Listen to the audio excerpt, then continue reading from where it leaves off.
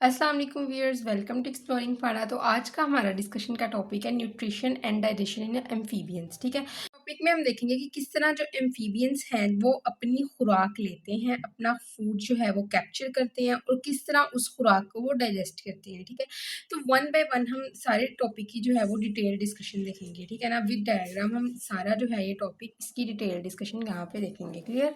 तो first of all हम देखते हैं कि जो एम्फीबियंस हैं वो किस तरह की खुराक खाते हैं। ठीक है ना, तो इनका टाइप ऑफ फूड क्या है। तो क्या है कि टैडपोल्स फार्म कौन सा खुराक खाती है और जो इनकी एडल्ट फार्म है ये कौन सी खुराक खाते हैं। ठीक है ना, तो अगर हम देखें एक टैडपोल जो यानी कि जो टैडपोल होता है हम फ्रॉग के लार्वा स्टेज को कहते हैं। ठीक है ना, फ्रॉग की जो लार्वा स्टेज है उसको मोस्टली टैडपोल का नाम दिया जाता है। ठीक है ना, तो क्या करते हैं, जो ये लार्वा फार्म होते हैं, दो फार्म्स होती हैं ना बॉडी की, एक लार्वा फार्म होती है एक अडल्ट फार्म होती है। तो हमने देखना है कि लार्वा और अडल्ट फार्म दोनों ही कैसी खुराक खाते हैं।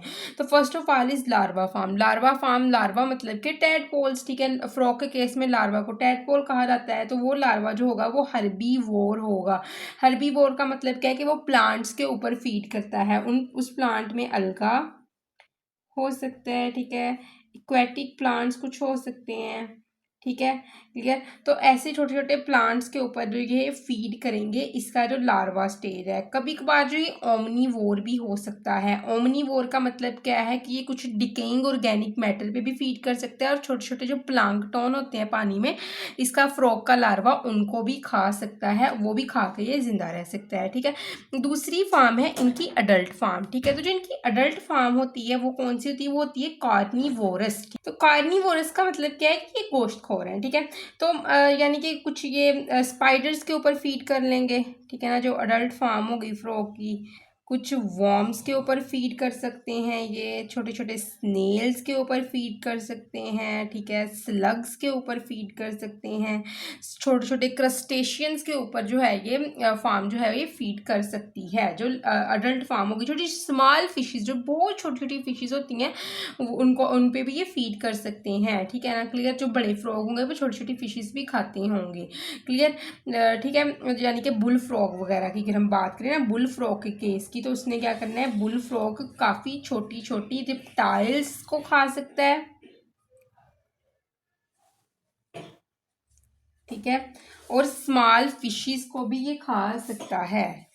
ठीक है, क्लियर। तो उसके अलावा कुछ स्पेशल केसेस अगर होंगे ना इनके अंदर जो है हमारे पास एम्फीबियंस के, तो कुछ अगर सिसिलियन की बात करें, ठीक है, स्पेशल केसेस में वो कह रहा है कि अगर सिसिलियंस की बात करें तो ये अर्थवर्म पे फीड कर सकते हैं। ठीक है, छोटे छोटे इंसेक्ट्स के ऊपर की फीड कर सकते हैं सिसिलियन, या फिर ये टर्माइट्स पे फीड कर सकते हैं। ठीक है ना, टर्माइट्स वगैरह पे ये फीड कर सकते हैं। और अगर हम बात करें सैलामेंडर्स की, तो सैलामेंडर्स वगैरह जो होते हैं ये छोटे छोटे लार्वा के ऊपर, इंसेक्ट लार्वा पे ये फीड कर लेते हैं।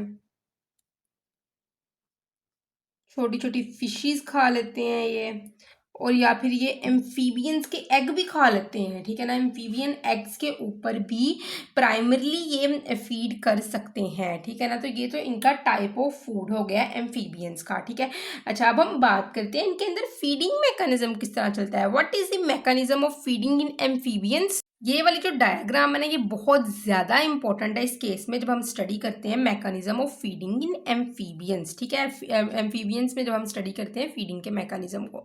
क्लियर। तो अगर हम देखें इस डायग्राम में, तो सबसे पहले क्या बात की जाती है कि इनकी जो टंग है ना वो प्रोजेक्टाइल टंग है। ठीक है ना, टंग प्रोजेक्टाइल का मतलब क्या है कि ये इस तरह बाहर की तरफ, अंदर की तरफ फोल्ड भी हो सकती है। ठीक है, सॉरी, फ्रंट साइड जो होती है लोअर जा की, वहां पे एक जगह बनी हुई है नीचे की तरफ, तो वहां पे ये बैकवर्ड पोजीशन में इस तरह फोल्ड करवा दी जाती है इसकी टंग। ठीक है, और इसके बाद क्या है कि जब भी कोई प्री ये देखते हैं तो ये क्या करते हैं, ये इसको टंग को बाहर जल्दी से निकालते हैं। ठीक है ना, इसको बाहर की तरफ निकालते हैं, फ्लिप आउट टंग रैपिडली। ठीक है ना, उसके बाद क्या होते हैं कि प्री को इस टंग के साथ स्टिक करवाया जाता है और दोबारा इस प्री को जो है वो टंग के साथ ही माउथ में ले जाया जाता है। ठीक है ना, तो यहाँ पे हम सबसे पहले देखते हैं, आपको मैंने दिखा दिया है। ठीक है, किस तरह ये प्रोसेस होता है, तो वो यहाँ पे बात करता है प्रोजेक्टाइल टंग की।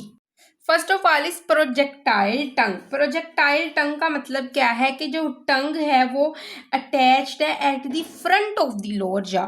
टंग attach eight front of lower जा। मैंने आपको पहले भी दिखाया उस पिक्चर में, ठीक है। लोअर जा के फ्रंट में टंग अटैच होती है, ठीक है ना।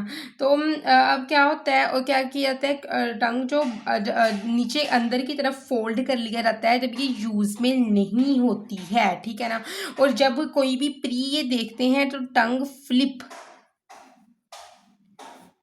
जल्दी से बाहर की तरफ फ्लिप कर लेती है जब भी कोई प्री देखते हैं ये, ठीक है। और इस प्री को कैप्चर करते हैं, ठीक है, और दोबारा मुंह में ले जाया जाता है। हाउ दे कैन कैप्चर, क्योंकि जो इनकी एंडिंग होती है ना, इस टंग की जो एंडिंग है ये काफ़ी ज़्यादा स्टिकी है, ठीक है। This tongue ending is so much sticky. तो इस स्टिकीनेस की वजह से ये इस प्री को कैप्चर कर सकते हैं। क्लियर। जैसे ही ये मुंह में प्री लेकर आते हैं ना, तो ये क्या करते हैं, उसके बाद मुंह में ले गए तो यहाँ पे ये करवाते हैं जॉ क्लैंपिंग। अच्छा, फर्स्ट इज टंग को जो है वो प्रोजेक्टाइल टंग को बाहर ले जाके प्री को ऐसे पकड़ना, और जैसे ही प्री को माउथ के अंदर लेके आना तो वहां जास को क्लैंप करवा लिया जाता है। What is jaw clamping? Jaw clamping एक ऐसा प्रोसेस होता है जिसमें क्विकली क्लोज करवाया जाता है जाज को। क्लोज जाज, ये अपने जाज को क्विकली क्लोज करवा देते हैं प्री के इर्द गिर्द, ताकि प्री को कैप्चर किया जा सके, इसको होल्ड किया जा सके, ठीक है। और वो प्रोसेस जिसमें जाज को प्री के इर्द गिर्द फिर्मली होल्ड किया जाता है, फोर्सफुली इसको प्री के ऊपर जाज को प्री को जाज की मदद से पकड़ा जाता है, ग्रैब किया जाता है, ठीक है ना। इस प्रोसेस को कहते हैं जॉ क्लैंपिंग। अच्छा, अब जा क्लैंपिंग करवा के पकड़ तो लिया है प्री को, अब प्री का नेक्स्ट क्या करना है, ठीक है ना। तो अब माउथ में भी ले आए हैं, अब नेक्स्ट प्रोसेस है उसको इनगल्फ करना। तो उसमें क्या किया जाता है, ये अपनी जो इनकी आईज है ना, जो इनकी ये वाली आईज है, इनको इधर संक करवा देते हैं, ठीक है ना। इधर संक करवाते हैं अपनी आईज को। वाई, क्यों करवाते हैं इस तरह ये? अब बेसिकली है क्या मसला, क्या है इस आइज को संक करवाना स्कल में, ठीक है ना। इसको इस तरफ नीचे की तरफ संक करवाया जाता है इस डायरेक्शन में। तो जो फ्रॉग्स होते हैं ना, उनके पास ना जो ये रूफ है ना, ये वाली रूफ होती है माउथ की, माउथ कैविटी की जो रूफ है वो नहीं होती, ठीक है। Lake roof of mouth cavity, mouth cavity की रूफ इनके अंदर नहीं होती है, ठीक है ना। तो जिसकी वजह से क्या होता है, जिस तरह मैमल्स में तो ये होती है ना, इसको हम पैलेट कहते हैं, ठीक है ना। ये पैलेट इनके अंदर नहीं होती है। तो क्या होता है कि जो इनका आई सॉकेट है ना, ठीक है ना, वो क्या करता है, वो इनकी माउथ कैविटी में ओपन करवाया जाता है, जिसकी वजह से क्या होगा, इसके आई सॉकेट जो ये नीचे आई सॉकेट है, ये माउथ कैविटी की तरफ ओपन करवाया जाता है। जैसे ही खुराक मुंह में आती है तो इस आई सॉकेट को माउथ कैविटी की तरफ करवा देना है ओपन। आई सॉकेट, बड़ा एक अजीब सा ये प्रोसेस है, ठीक है ना। ओपन टू माउथ कैविटी, क्योंकि कैविटी के ऊपर कोई रूफ नहीं है जो इसको जो है वो बिल्कुल ही इस तरह कर सके, ठीक है। ऊपर से ये खाली है तो आई सॉकेट ने इस तरफ को ओपन कर हो जाना है, ठीक है। जिसकी वजह से ये क्या करते हैं, ये मसल्स जो होते हैं आईज के इर्द गिर्द जो मसल्स इनके होंगे, ये इनके आई बॉल को पुश करेंगे नीचे की तरफ। ये इनका आई बॉल है, ठीक है। ये जो इनकी प्रॉपर आपको आंख नजर आ रही है ये वाली, ठीक है, इसको इनके इर्द गिर्द के जो मसल्स हैं इसके ऊपर प्रेशर जनरेट करेंगे और इसको नीचे की तरफ पुश करेंगे। तो ऑब्वियसली यहाँ पे भी कोई जगह नहीं है, ठीक है ना। तो नीचे खुराक मौजूद है, ठीक है, ये खुराक मौजूद है, ऊपर भी कोई जगह नहीं है माउथ कैविटी के। तो ऊपर से जो है वो आई बॉल को नीचे की तरफ पुश किया जाता है, तो ऑफकोर्स वो इस तरफ ही नीचे की तरफ आएगा। जैसे ही नीचे की तरफ प्रेस किया जाएगा तो क्या होगा, आई बॉल नीचे की तरफ आ गया, मूव डाउनवर्ड, ठीक है। आई बॉल आ गया नीचे की डायरेक्शन में, डाउनवर्ड डायरेक्शन। जैसे ही आई बॉल नीचे की डायरेक्शन में आएगा तो क्या होगा कि ये प्रेस करेगा फूड को। This eye ball will going to press food, ठीक है। इसने फूड को प्रेस किया और इस फूड को ये किस तरफ ले गया, ईसोफेगस की तरफ या फिर उस ईसोफेगस, ठीक है, ईसोफेगस की तरफ ये फूड को ले गया। तो इस तरह ये जो खुराक है जो उसको नीचे की तरफ लेके जाया जाता है, उसको इंगल्फ करवाया जाता है, ठीक है। सबसे पहले प्री को कैप्चर किया, उसके बाद अपनी स्टिकी टंग के जरिए उसको बाद उसको माउथ में लेके गया, ठीक है। आइज़ को नीचे की तरफ संक करवाया, ठीक है, ताकि जो खुराक है वो नेक्स्ट ईसोफेगस की तरफ आई बॉल धकेल दें, ठीक है। तो सिंकिंग आइज़ की जो है वो प्री को जो है वो प्रेस करती है, ठीक है ना, सिंकिंग आइज़ जो होती हैं, और प्री को जो है वो पुश करती है toward the throat, toward the oesophagus, उसको हेल्प करती है कि वो प्री को स्वॉलो कर सके, ठीक है। क्योंकि फ्रॉग्स होते हैं वो चबा नहीं सकते हैं खुराक को, ठीक है ना। तो फूड जो है वो आहिस्ता से स्लाइड करवा दिया जाता है इसोफेगस की तरफ और खुराक को खा लिया जाता है, निगल लिया जाता है, ठीक है।